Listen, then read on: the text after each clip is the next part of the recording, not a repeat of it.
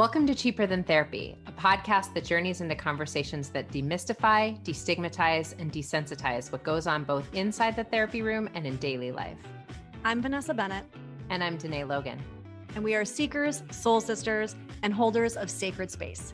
Every week, we sit down for soul-provoking conversations with fellow seekers, thought leaders, change makers, and even real people during live coaching sessions as they navigate the hard work it takes to be a human.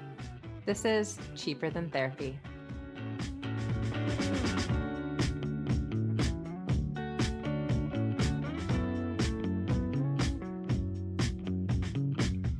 Girl, it's our 100th episode.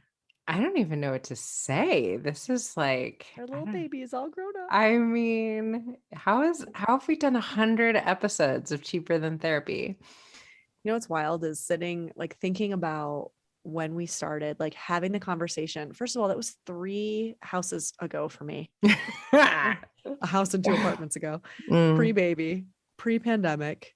Yeah. Like just to think about how much has happened in these 100 episodes. I know. So wild, right? Like I think for everybody, it feels like a time warp anyway, but it's just like, it's crazy.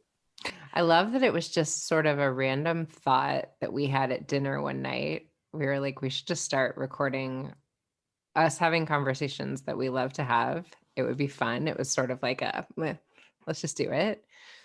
And then I feel like it really became such a grounding touchstone between the two of us during what, was a really challenging, traumatic time. Like, I think there was something really necessary for me in being able to like check in with you once a week and record a podcast. And like, it just felt like such consistency in a time when life was just really inconsistent, Yeah, and I'll call her out in this episode too, our amazing producer Emily, who's been here with us since day one as well. Yes. And I talked to Emily last week and she said something very similar, right? Which was just like, I feel like once a week I get to sit down with you ladies, even if I don't really, I'm listening to your voices. And she's like, it's time that I carve out for myself every week as I'm editing it. And it's always, I learn so much and this and that. And she said the same thing. It's just been the only constant in my life this entire last couple of years. And, I'm not like over here going, oh, we're so amazing. But I mean, I imagine it's similar for a lot of people, I mean, like, we are so amazing. I think all of us we've all been kind of scrambling for some kind of constant. And so if in any way we provided that to even one person, which Emily is that one person, so 2 people, then I feel happy about that. Yeah, I mean, absolutely. And I think it's just been such a inspiring experience I'll speak for you, for us as well. And that we've gotten to really sit down with so many people that we admire and respect the work that they're doing in the world. And I think really, offer some support through the live coaching that we've done again throughout this really unique moment in history that we've all been living through. Totally. And I will say too, to pull back, what do they say? Break the 4th wall, to pull back the curtain, to talk to you all who are listening. I don't know what that term is. John uses it in screenwriting. There's some exciting stuff that we've been working on, like some stuff in the works that with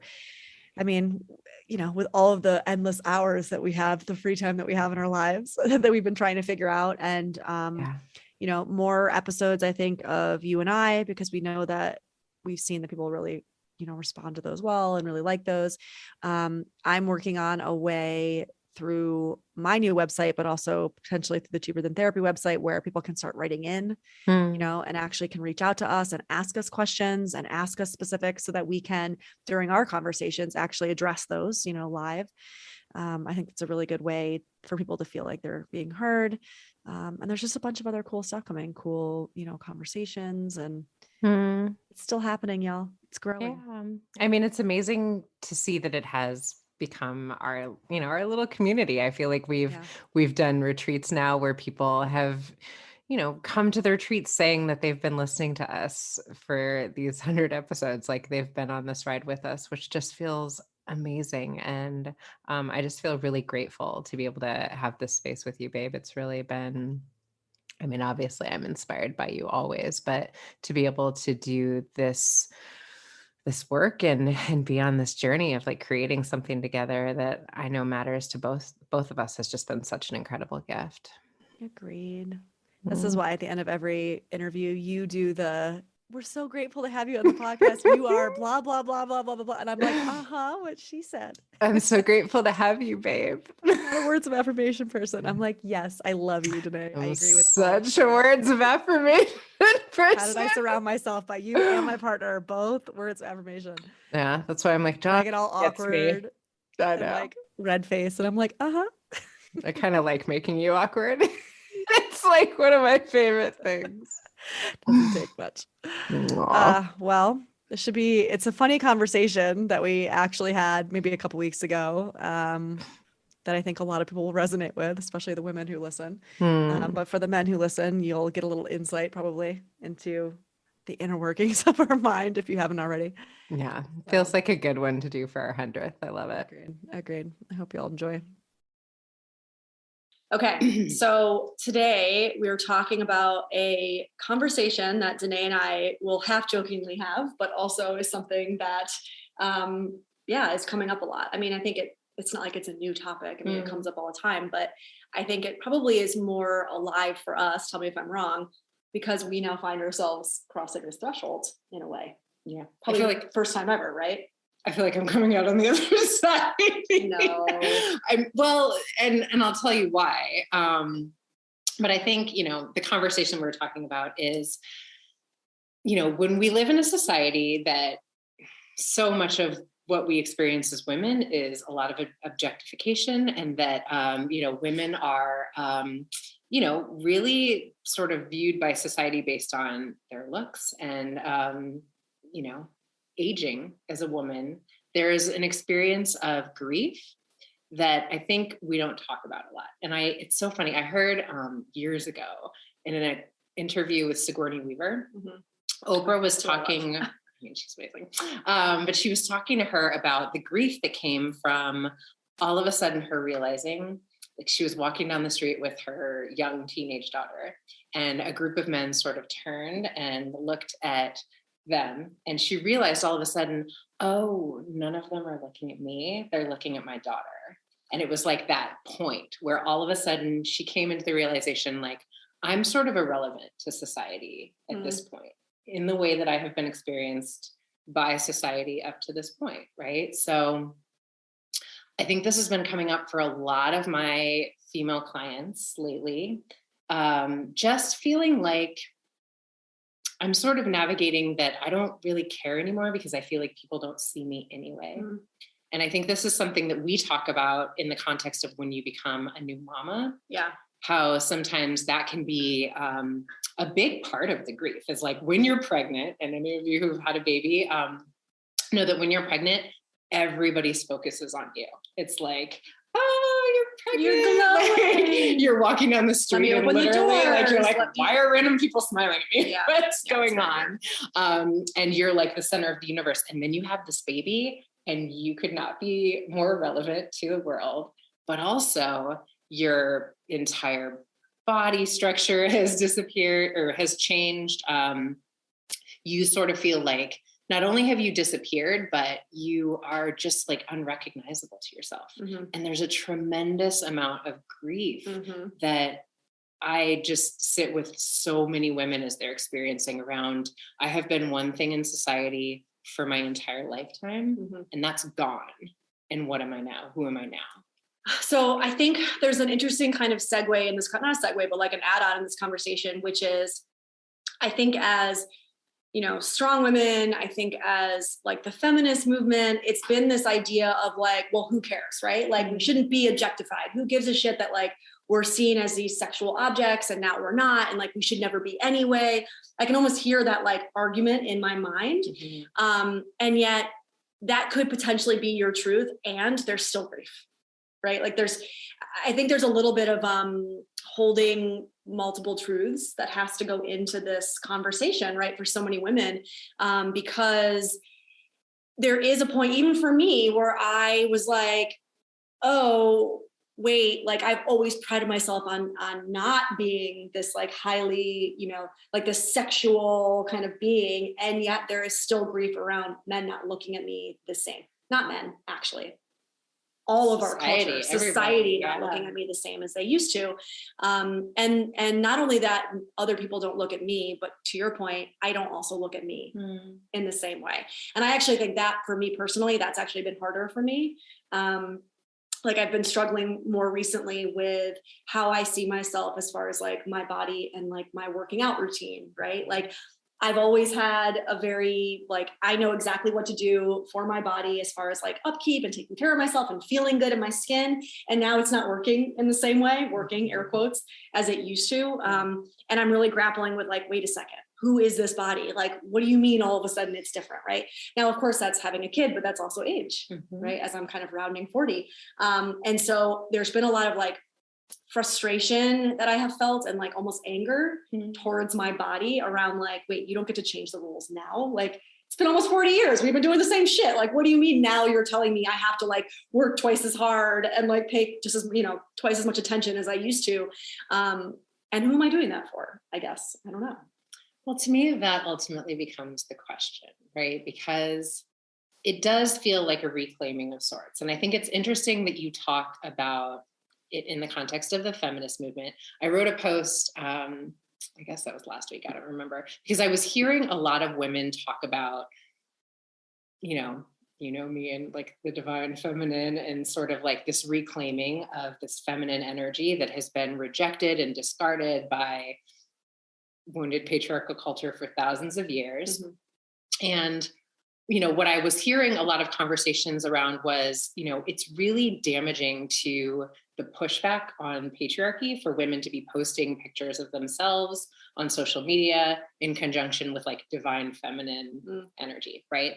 And so what the argument is, the focus shouldn't be on you as an individual. It should be on, women's rights and like whatever the activism is that we're getting behind. And while I hear that, the pushback, or I guess the resistance that comes up for me, are a couple things. One, I feel like I will say a lot of the argument I was hearing this from was certainly not young women. It was women of a certain age who are sort of in the space of,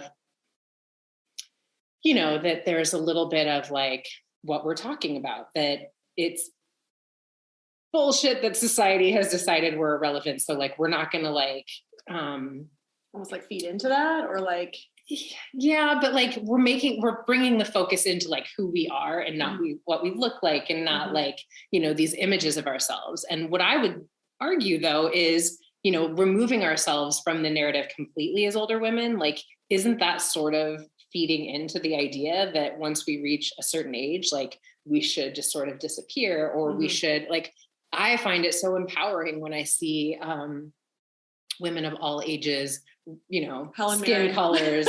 I look at Helen Mirren and I'm like, oh, that fox. Like J-Lo. Yeah.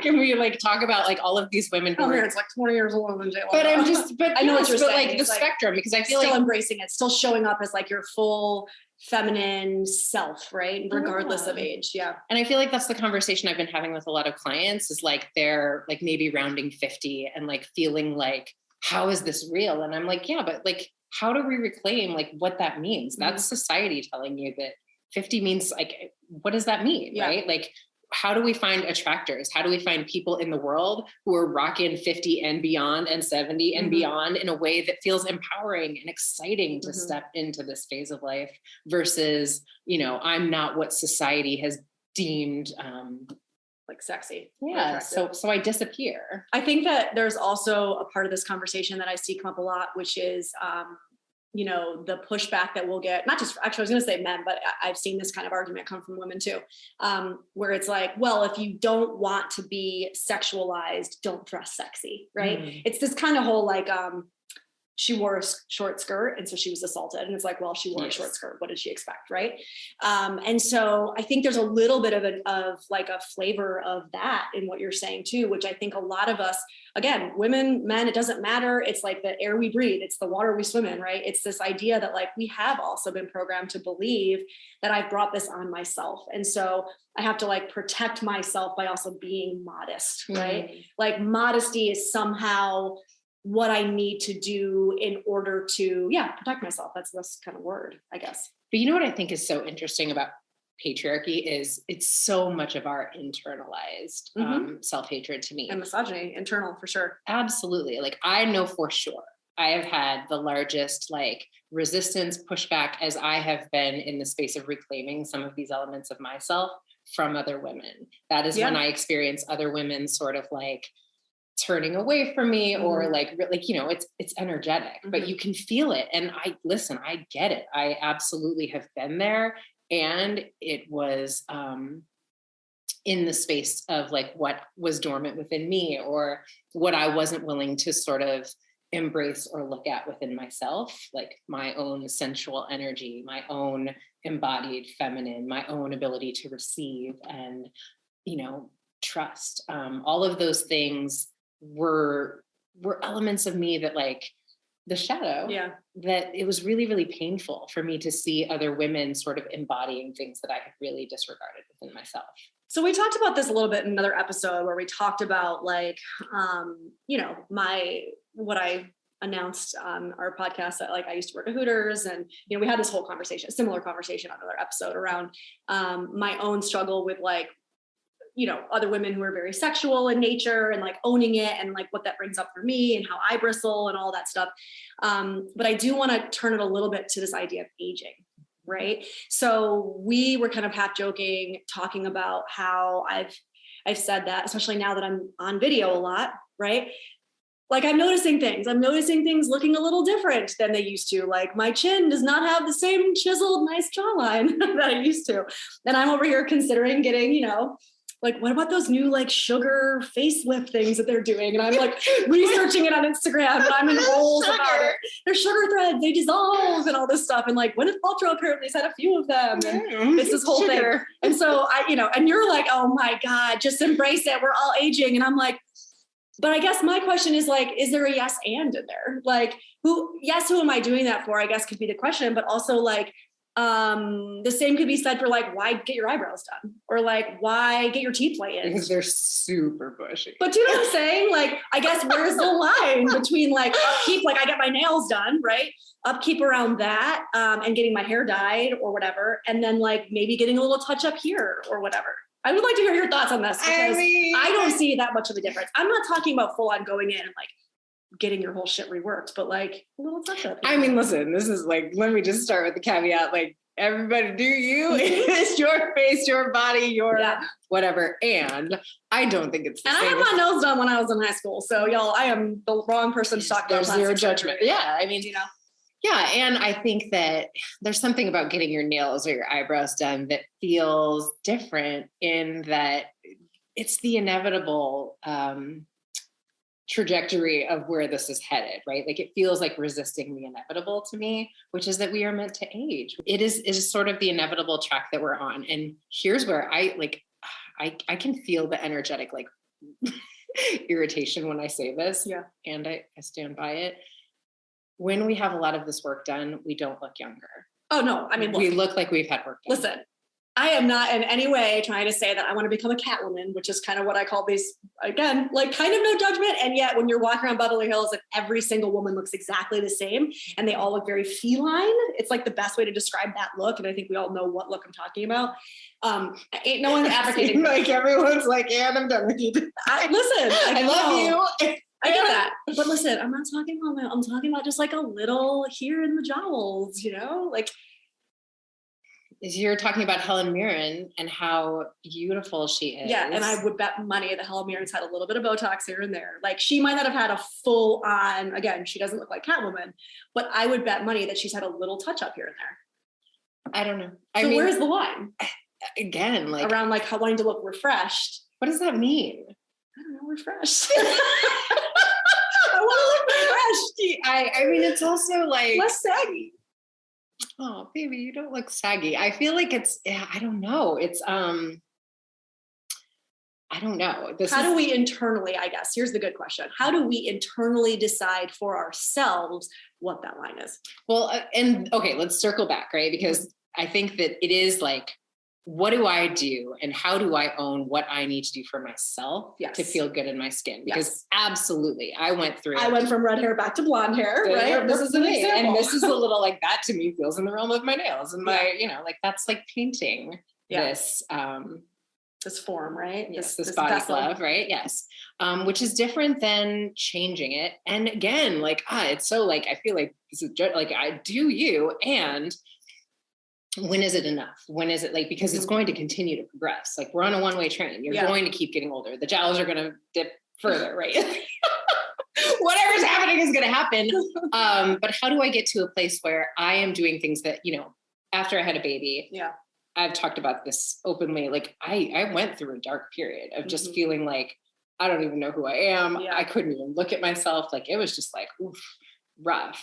And what I made the decision to do was like, I'm going to start with just like, I want to be stronger again. Like I want to feel strong in my skin. I want to feel like empowered in my sense of self. It's that Arthur Ashe. Which, to interrupt you really quick, when you say I want to feel strong in my skin, I think an important like background for people to know about you is that you've also always been had a strong yoga practice. Mm-hmm. So when I think of you, I always think of like a very strong, muscular is like the word that comes up, but it's more just like it's strength, right? Like in the way you move through the world, like there's strength in that. So I just wanted to give that back. But that's a big part of it too, because I rember going to yoga after I had a baby and like, I couldn't like do anything that I was able to do for like 10 years of my life to bring myself back to myself. And I felt like a little bit of what you're saying about working out. Like, I don't know how to do this if I can't like do what I've always been able to do. Yeah. My tools were like shot. And I was like, I don't know what to do with that. Right. Yeah. So that was really painful,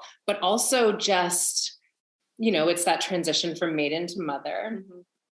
And, that's Arthur Ashe quote. I interrupted you. Oh, well, yeah. Well, let's start with, so it's that thing of like, the world has experienced me one way, and a little what Sigourney Weaver was talking about, like I can energetically feel the world is experiencing me differently. Now, the Arthur Ashe quote that I was going to say is, I just decided like, I want to be stronger. So I'm going to start where I am, use what I have, do what I can. Yeah. That's his quote. Right. And I just focused on like, I just want to do something every day where I'm like keeping a promise to myself.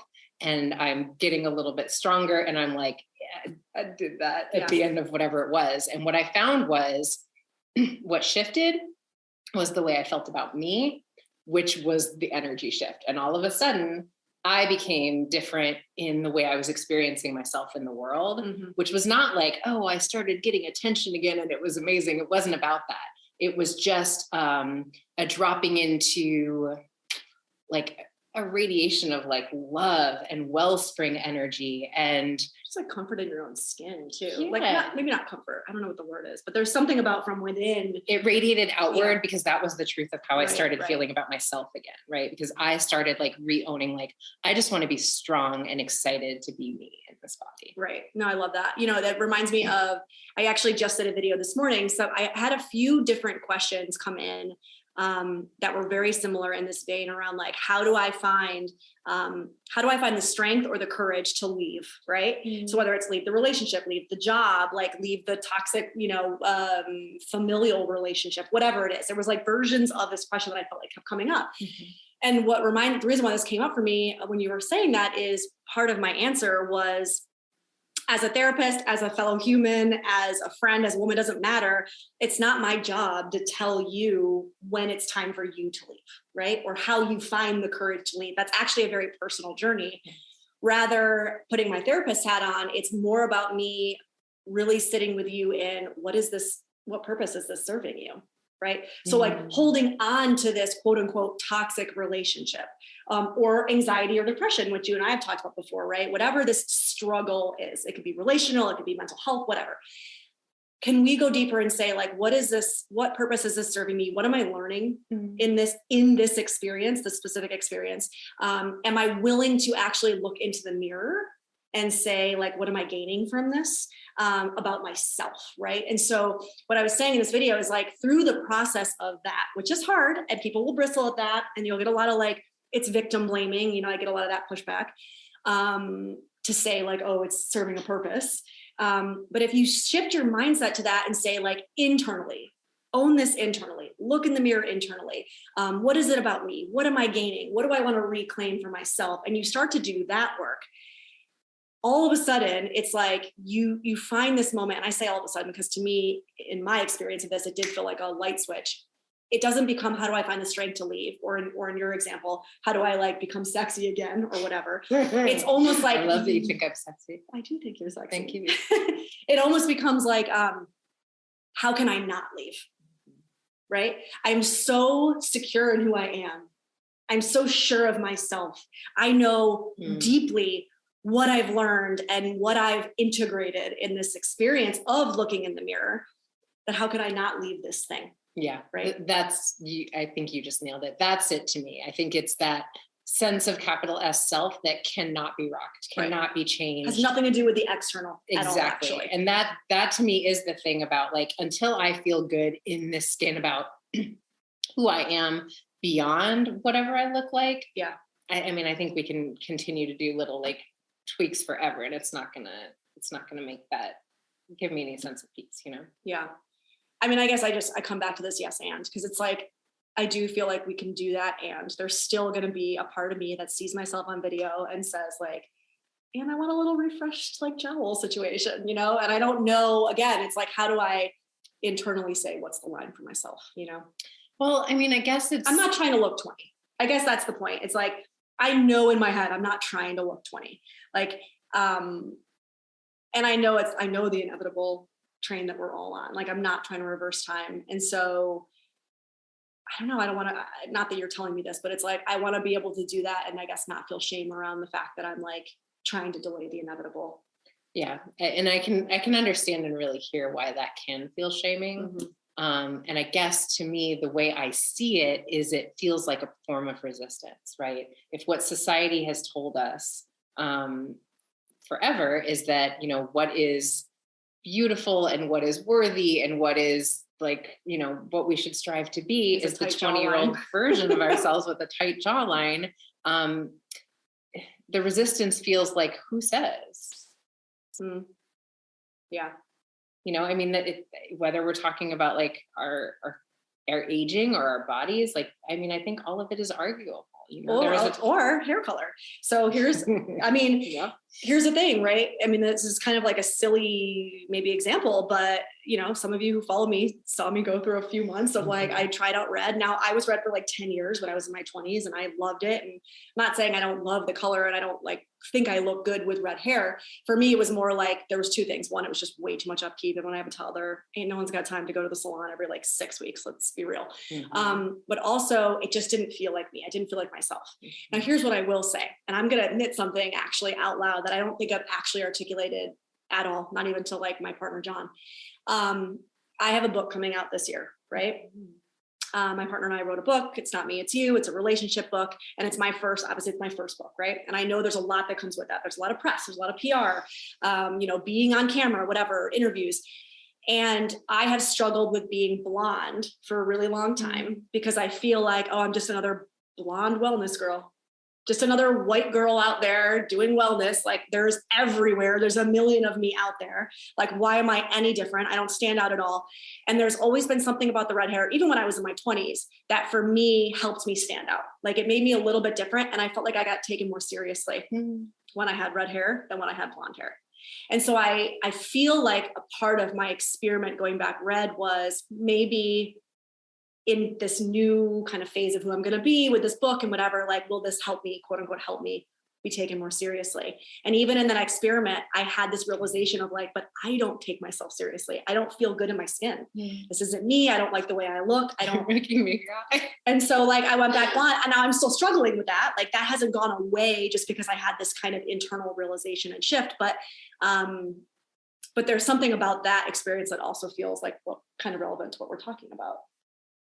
God, the ping of pain I felt was, what if we could see ourselves the way that those who love us experience us? Like I'm sitting here listening to you and I'm like, are you kidding me? Yeah. The extent to which, I mean, and I guess it's because I know you so intimately, but like how much more you are than that, and like the depth of your intelligence and your like capacity to, I'm gonna cry. I mean, we're just gonna sit here and cry together, but like, oh my God, it is making me cry. Maybe it's my marketing background. Like I can't say that maybe it's not my 10 years of being like having a brand and having a look and having a market, is like very important. And maybe there's part of that, but yeah, I mean, I've never, ever since I was young, I've never felt like I was either taken seriously or, I mean, I've said this a million times, like as a blonde, like I've always said I'm very forgettable. And I know before you go like, what are you talking about? And every time I say this, just the fact that you could no, I'm telling you. like, I've had this conversation with so many people since I was in my 20s where I would say to people, no, I'm telling you, like my internal. Nobody has ever forgotten you in your life. That's not true. That's not true. It's my internal experience. I'm telling you right now, I cannot even count the number of times I would meet people, especially when I was younger. Maybe it's stopped as much now. But I would meet people and then like second or third time seeing them, they never remembered meeting me. And I'm not making this up. This was a real thing. When I went red in my 20s, that never happened again.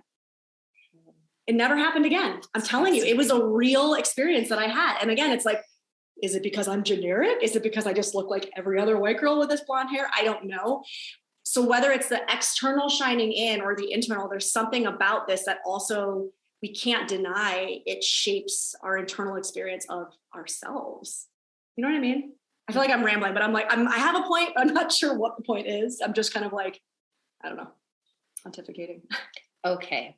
Yes. Okay, therapist, take everything I've just put out there. Here's what I turn it want to into say. something coherent, please. Well, no, I mean, I think everything you said was completely coherent. And to me, the heartbreaking thing about the way that we are conditioned as a society, meaning when I think about what you and John are going to do with this book, it is going to be so unbelievably supportive of normalizing aspects of relationships and like really being of service in the world in a profound way. And I always say the way, you know, like this is my mantra, the way that we combat all of the ways that we have been conditioned to feel like we are not enough is to say to ourselves, the mantra of the lower self says, I need more. The mantra of the higher self says, how do I serve?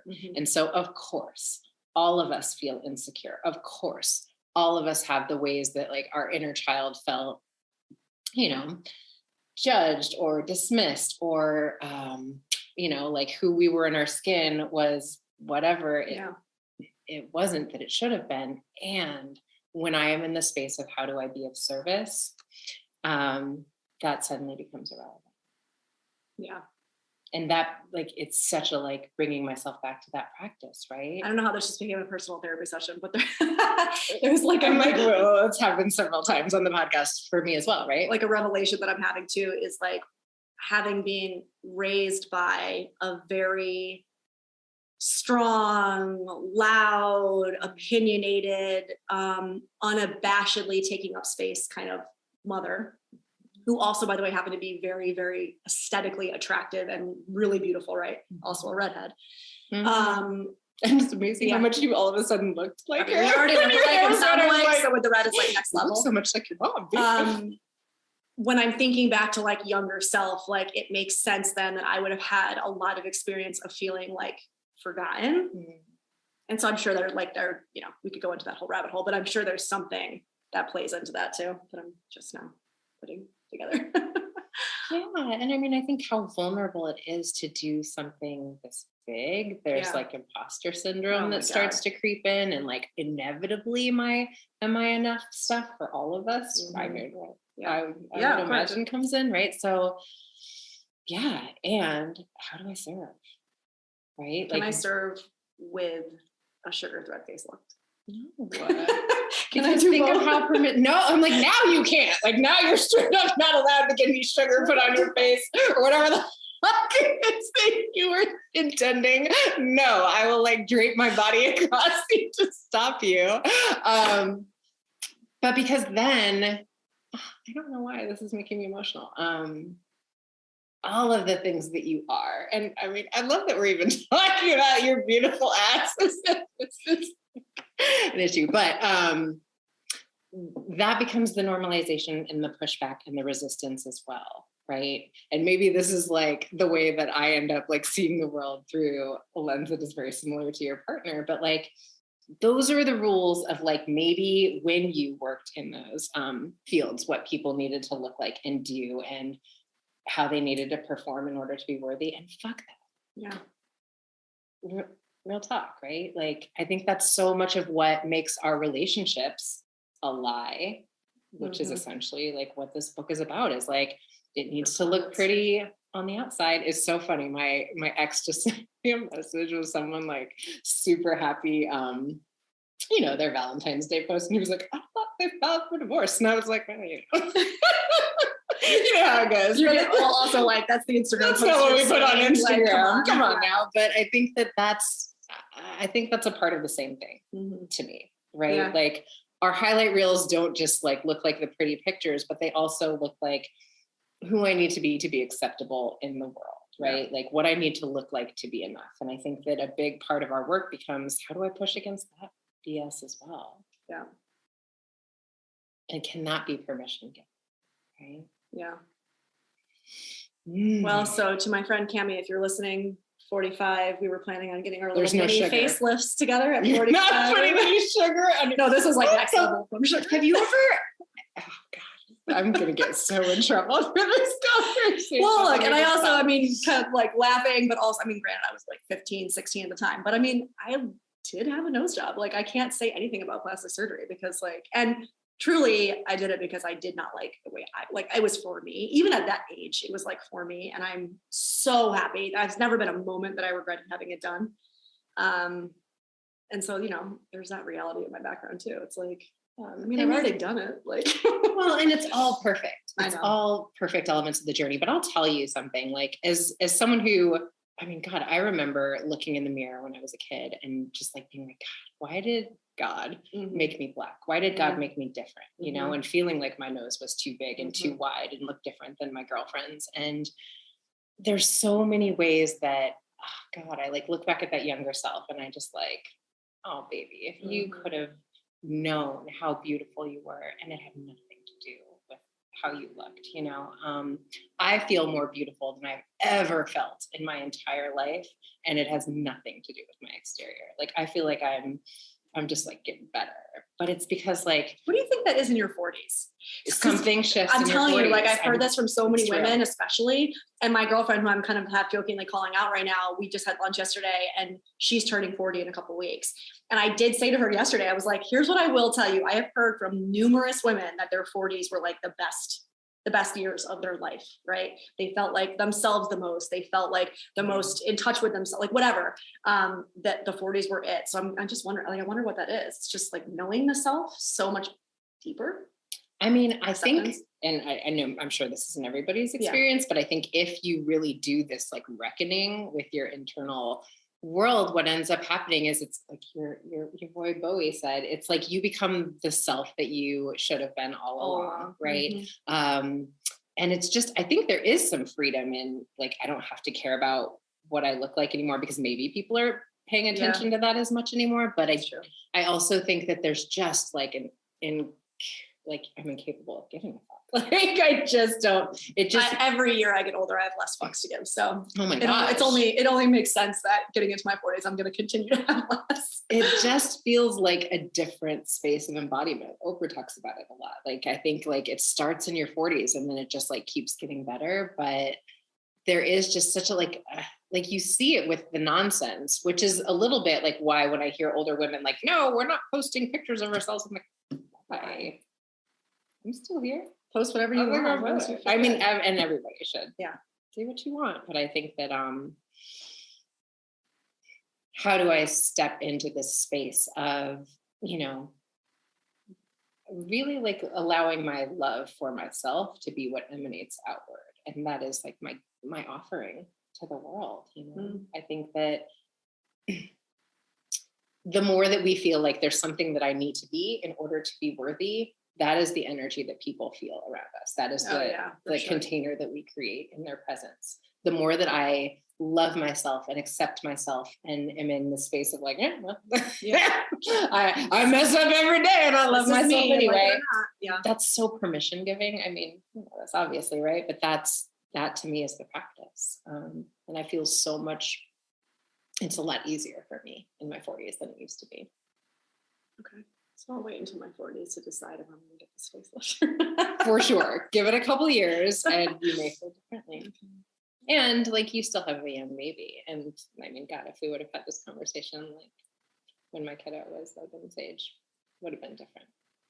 Yeah, she's turning 2 actually in a couple of weeks. And I remember you telling me, not just you, I have a couple mom friends that have said like, there's something about 2 changes. Yeah, where your internal relationship with yourself starts to change. Like they start to become slightly more individuated. Like all this stuff starts to shift around too. And I'm feeling it happen. Like my body is changing again, like in a good way. I'm starting to, what I was like rallying against 6 months ago, or even 3 months ago, feels different now than it was. I had this like, oh my God, this is never going to be this, or I'm never going to have whatever about my body. And all of a sudden I'm like, oh wait, that's not actually true. It's changing again. So we'll talk about this again in maybe another 6 months when I'm over that bridge. Yes. It feels like you're coming out of the fog. It's like, yeah. oh yes, I remember me. Yeah. Here I am. Forgot for a minute. Forgot. But it's exciting time. And I would say the same goes for men, actually. I think that the first 2 years is also tough for men, Like I think John and I have talked about that, like all of a sudden becoming more like, oh, this is me, I'm a father. Like there's something about stepping into fatherhood that I think for the first 2 years, because the first 2 years, to quote my sleep practitioner, Davis, she says like the first 2 years belong to mom, right? That I think I'm even watching him and their relationship. She's changing towards him. He's changing towards her. And I know he has said like, watch out, like all of a sudden you're not going to be the preferred parent. How are you going to be with that? I'm like, oh, it'll be great. Like, take, it's just the IG. But yeah, I don't know. Maybe it's a 2-year shift. So. Yeah. I was just thinking as you were saying, like how curious I am about the relationship to aging with men as well. I think that's something we don't talk a ton about. It's a whole other podcast.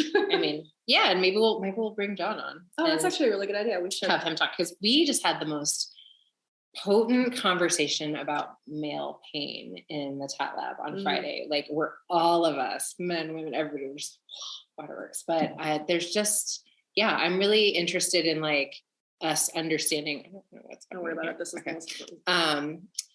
But us having conversations about all of the things that we experience. I have been so struck by how little I really understand and know about the male experience. Yeah. And I think a couple people together have a conversation. That would be interesting. Yeah, I think it, there's a lot that comes up around all of these existential fears for women. Of course, they must come up for men as well, right? Yeah. Well, to be continued. Thank you all for listening, for joining us on lives, all the things. Until next time. Until we. I'm really excited about your book. It's becoming real. Yeah. Look out for it, y'all. I've just been told as of Friday that pre-order sales start first week of May, which is insane. Hear that, y'all? So look out. Jonathan's book. Here it comes. All right, everybody. All right. Bye, guys.